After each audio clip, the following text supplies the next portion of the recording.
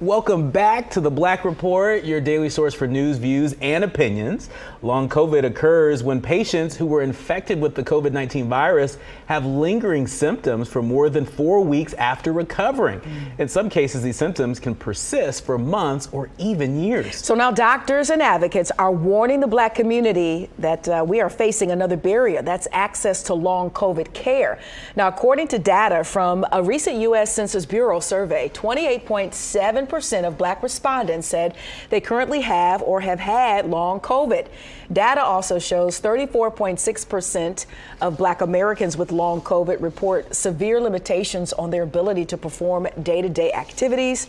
To close the racial gap in long COVID care, a member of Johns Hopkins post-acute COVID-19 team recommends more regular implicit bias training among doctors and more telemedicine so patients can access specialized clinics. And I think that's the story missing, now that we're quote unquote beyond the pandemic. Even during the pandemic, there was never a lot of follow-up and talk about how folks were still suffering from the damage that COVID-19 had done to their bodies, especially those who had COVID-19 prior to any sort of vaccination or any sort of pill. And here we are a year or two, and folks are still suffering from kidney damage, lung damage, shorter breath, and I feel like we've just, forgotten that this is still a thing and people are still suffering. And as the report indicated, it's affecting their day to day. Yeah. And I think we also forgot who's on the front lines of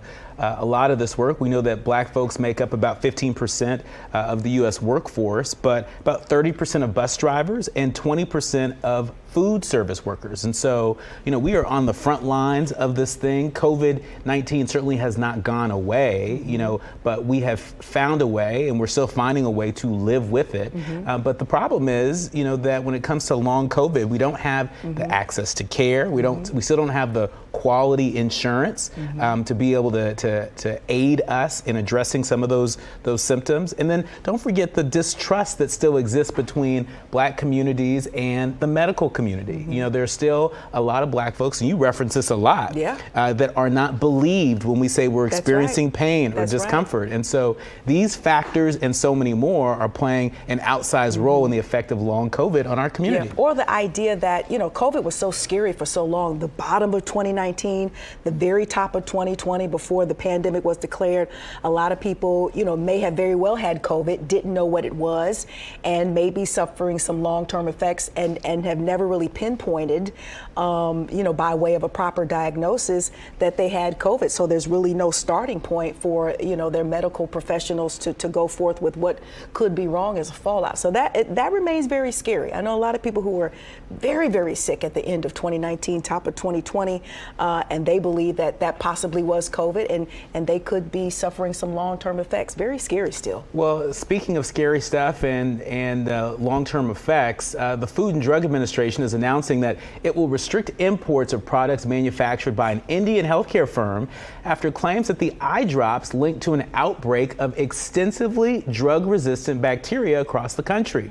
Global Pharma Healthcare Private Limited produces artificial tears that are sold under the brand names of Ezra Care or Delsam Pharma, which are now all being recalled. The regulators' warning comes a day after the CDC issued a healthcare alert to doctors around the country over an unprecedented outbreak of Pseudomonas aeruginosa that had sickened at least 55 people across a dozen states. Now, the bacteria in the outbreak has taken hold in a range of different parts of the body for patients in the outbreak, ranging from respiratory infections to urinary tract infections. And so scary. This is nothing to play with. Right. Speaking of recalls, the FDA is also recalling hundreds of ready-to-eat food products due to potential listeria contamination.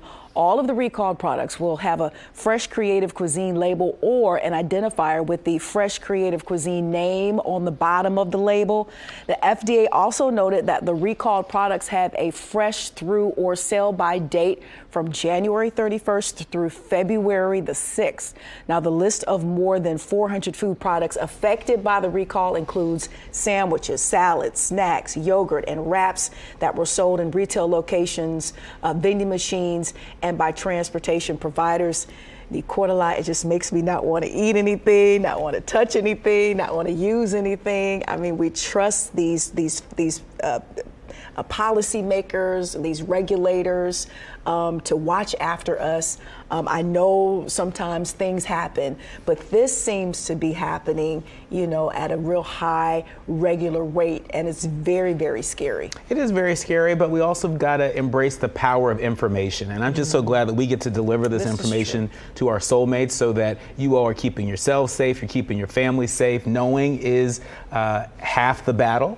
And so at least we live in a time where we have a government that reports this stuff in real time, so that more people don't get sick and more people aren't the victims of these recall bacterias, et cetera. But it is scary stuff. One of my goals as I'm scooting up on 40 years old is to incorporate a diet that's at least 40% plant-based. That's my 40-year-old goal. But here's the thing. But this is part of it. It's because I think there are a lot of issues in our food system, and I think it might suit us well to diversify our consumption, so that when recalls like this happen, we're not personally or our families aren't as much at risk. Yeah, well, I was going to say that that's nice that you want to move into more plant-based, but there's even been issues with plant-based foods and just the contamination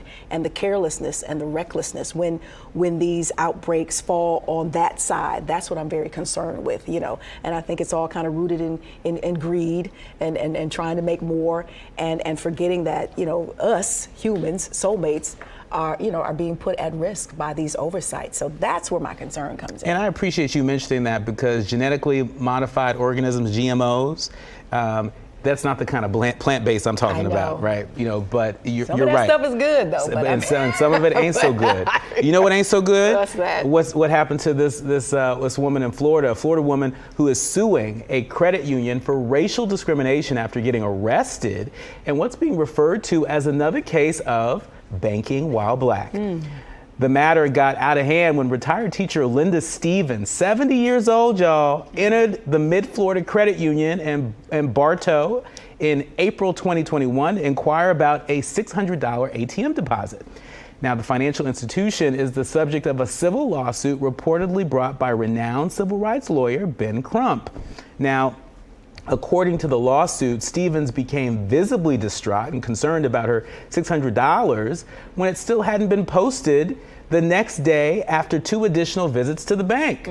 Listen to this, Courtney. The branch manager demanded that an irate Stevens calm down, then proceeded to call the police. 2 police officers arrived, and Stevens allegedly claimed law enforcement was here to shoot her and tase her. Yeah, I was reading over this, boiled my skin. We're talking about a retired school teacher.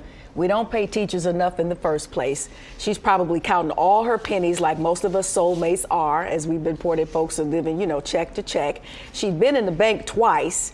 And so, if she raised up a little bit because nobody could give her answers, after 2 days, she made a deposit and she wanted to know what's happening. I don't really know how ATM deposits work. I know back in the day, they used to manually pull and count. I don't know how they do it now. But after 2 days, and this is not showing up on her ledger, I'd raised up a bit. And I'd like to go out on a ledge and say that, the irate wasn't as irate could be, but for it to be read that way after she was absolutely concerned about her money, I think management might have overstepped. Yeah. And I hope that wasn't the case where they were thinking about tasing this woman and taking her into custody and cuffing her and things of that nature. Well, doesn't it just sound like management overreacted? It sounds like police overreacted. The lawsuit asserted that after a brief interval, a different officer rushed into the office brandishing his weapon and saying he believed the voice on the phone mentioned someone was carrying a gun. And so that kind of misinformation is the stuff that deadly. That is deadly. It's deadly. Right? And so banking while black is a real thing. This is a real case, and we're going to continue to keep our eye on it. Absolutely. Get this woman her money.